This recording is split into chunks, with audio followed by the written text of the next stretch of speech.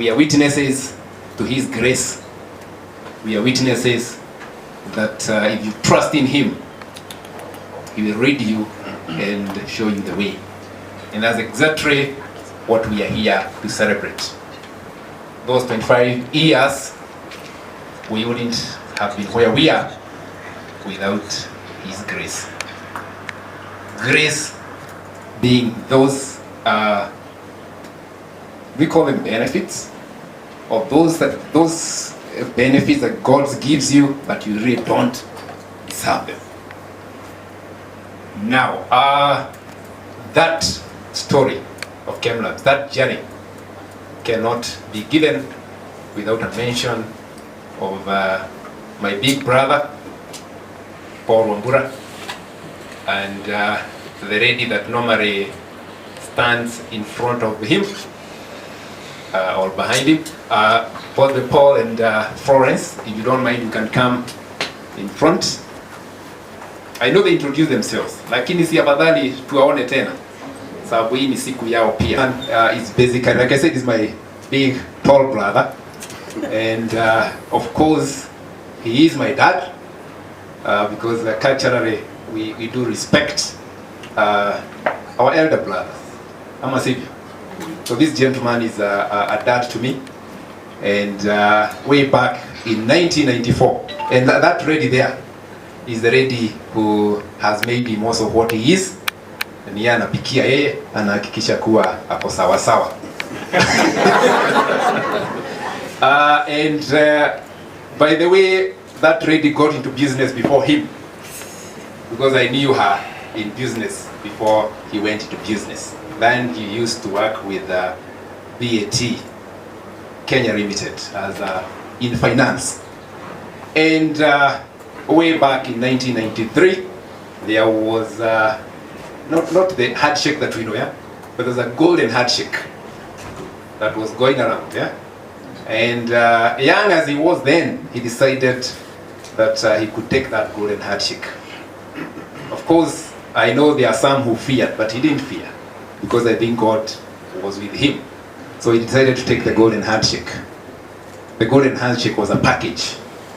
And najua haikuwa kubwa, a small package, but then 1993 was sufficient to start something. I was also not very old. I was a young man. I think I'd done like about 5 years in lab medicine. And we sat down and we decided, why don't we do something in the health sector? And that was the beginning of Chem-Labs. The vision was simple. The laboratory diagnosis those days, like for those who attended some of the HUCAS conference, at the time Dr. Nikal gave the history of lab science, and he mentioned that in the 80s, laboratories used to be designated in terms of infrastructure. You would place it next to the what? To the morgue, eh? that was where labs used to be positioned. I'm a city. Right. Why were labs positioned next to the morgue? And then of course that it means that those institutions that did not have a morgue, then they don't have a what? They did not have a lab. And what about today? The labs are now being positioned next to the reception area, so that as you walk in, or as the patient walks in, they can actually see the lab, the pharmacy, imaging diagnostics, that. So those were the years that something needed to be done. My colleagues who are in lab medicine those days, they would remember we used to walk to go to somewhere on Kirinyaga Road or Kijabe Road, Kijabe Street, and vendors used to be shopkeepers. You would buy what you want across the counter, even equipments. You buy across the counter, you go read the manual, you do the installations and all that. And we decided to do it differently. Differently in the sense that there was a need to give technical support. There was a need to ensure that the quality of the results were fit for purpose, to not just generating results. So that's exactly the vision that was there. And Paul and Florence together we decided to start something. Now that you know them, see you as a Ketichi, and then I can give the other story. Aye. So much. And the brother could be that person seated next to him for support.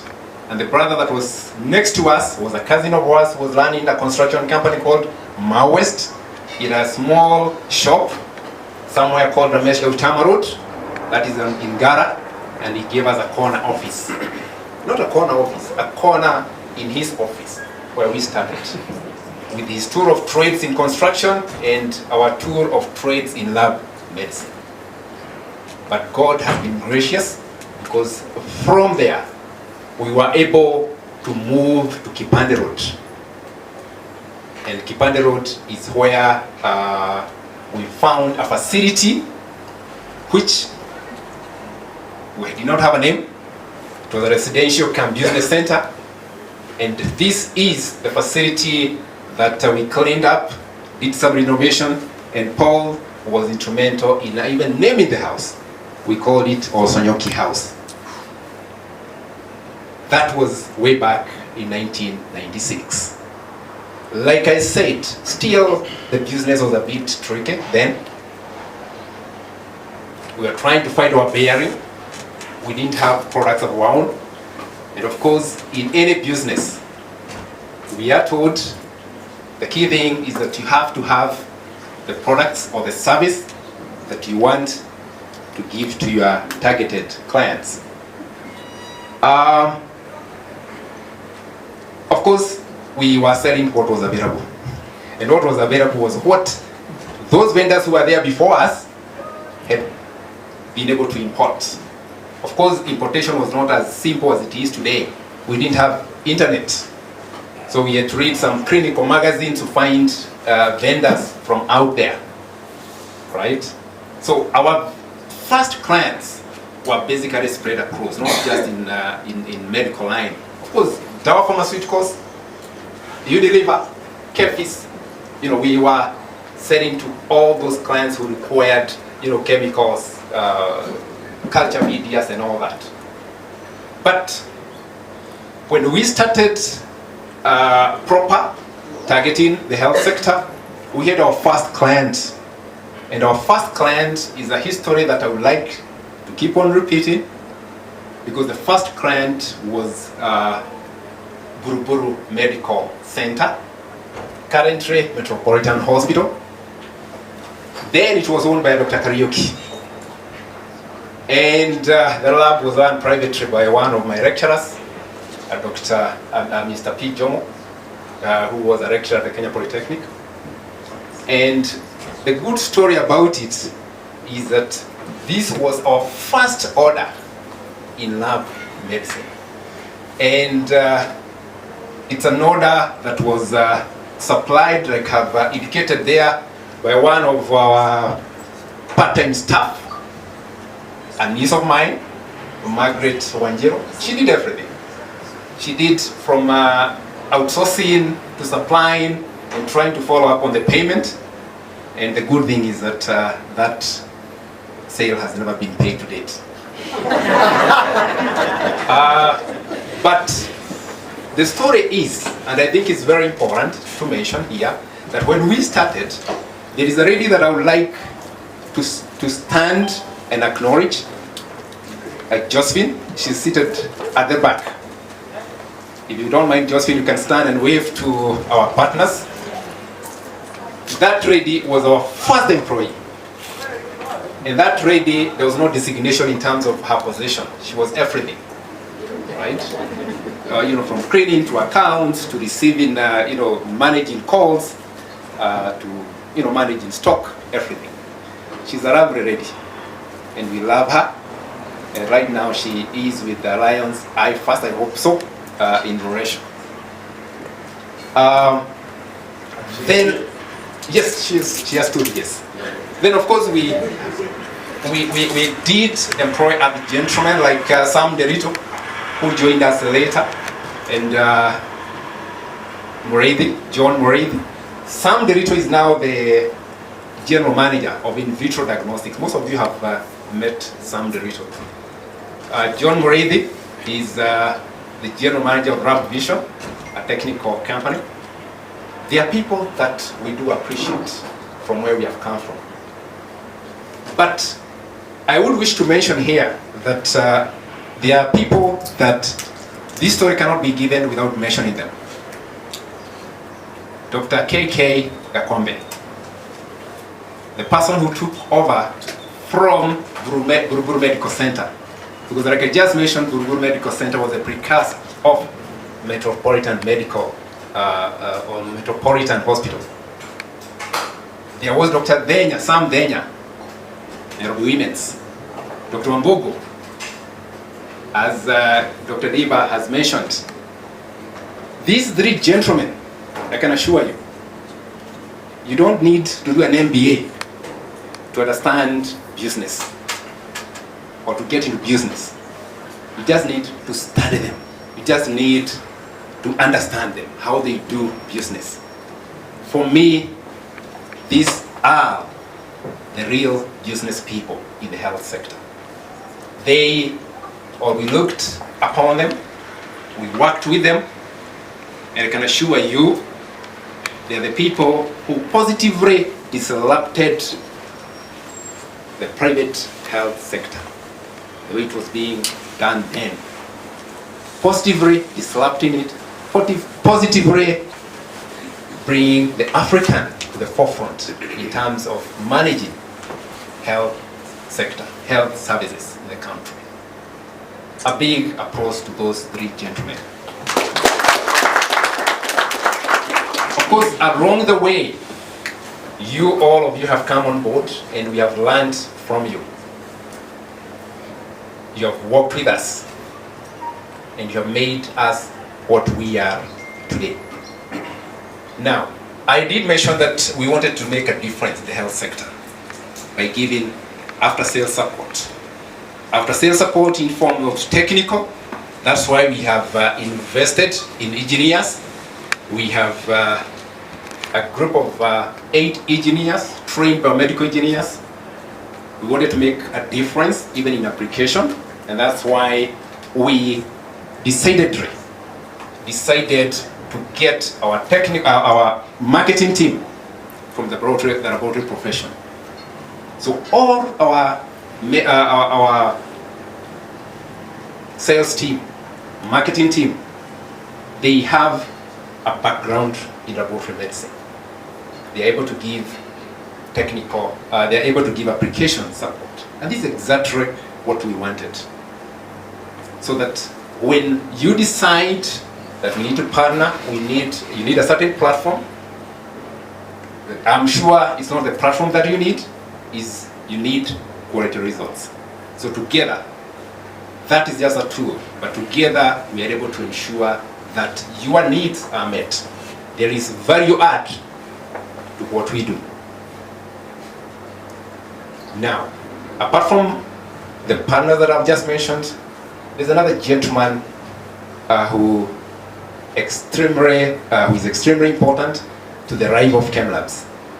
And this is a gentleman by the name Wolfgang Fleming, the former president of Human GmbH. We had a long sitting with him when they were looking for a distributor in Kenya. And one of the biggest challenge was to convince him that Africans can do it as good or even better as the others. We competed, and although we did not seem to have the resources, the gentleman trusted us that we can be able to deliver. And in 1997, we signed a contract as the distributor of Human. 22 years down the line, Chem-Labs is still the distributor of Human. We are the oldest distributor in Africa, and like I've just mentioned there, we're among the over 160 plus distributors worldwide. We should be like about number 8 oldest distributor for Human. Fleming trusted us, and I can assure you, We had a meeting in his office, 1997, and that's when he decided to demand the first order so that he can see whether we are serious. And we pressed the first order. It was all about 20,000 Deutschmark, something like that. But 20,000 Deutschmark then was a lot of money. I think it was coming to close to 800,000 Kenya shillings. We didn't have the money. But we convinced the gentleman and he said, release the order without paying even a coin. And we have never, ever let Human down. So as our finance already mentioned here, it's not us who have not let Human down. It's you who have not let Human down. Right? Because by paying, we are able to pay Human. So thank you very much for being honest and for being supportive. So, apart from Human, and you all know about Human because we are partners, we have along the way, added more companies. And the idea here is not to bring on board any competitive product.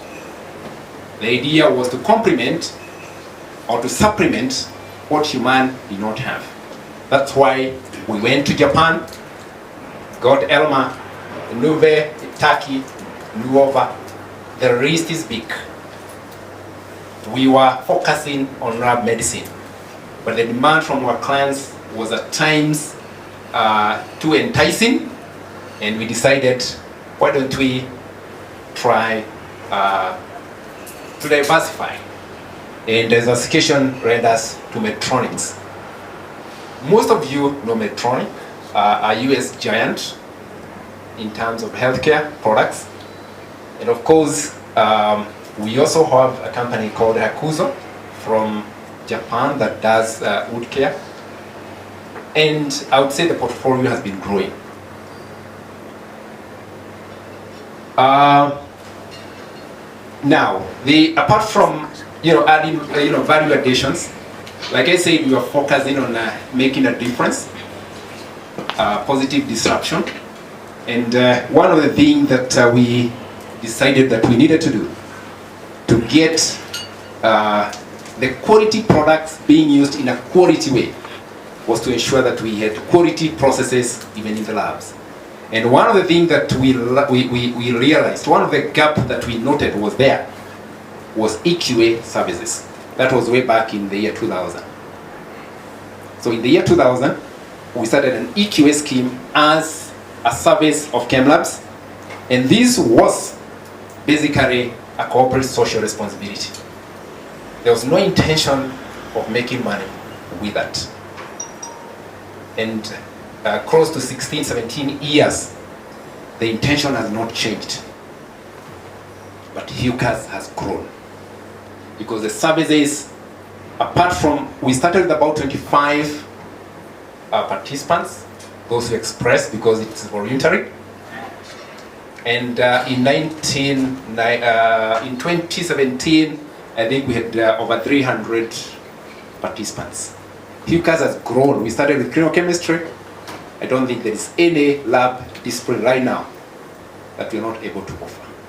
EQA is one of the pillars in lab, in quality management systems in the lab. I said that was missing, and this is exactly what we started to do. And HUCAS in 2007 got accreditation. It was of course registered as an NGO because the demand for services were outstripping the level of service that Chem-Labs could offer or could afford to second. And we set them free as an NGO so they can recruit their own staff and they can learn their own services. Today, HUCAS is able to give services across Africa. I think they have a footprint in more than 17 African countries. And there's no reason why we cannot go beyond or outside Africa. That is a fruit of Chem-Labs, and today we are proud that when we look back, we can see the footprints. Like indicated there, Paul, Florence, we have, the future is at hand. We are basically there. But we have a new young generation that you have seen. And they need to take the vision ahead. And the vision is simple. We need to bring production locally. So our vision, or the vision of that young team that you have seen, is to ensure that not everything is imported. Because the technology is here with us, the people to provide it are you. And especially those who are in lab medicine, the scientists. It's possible to get those products manufactured locally.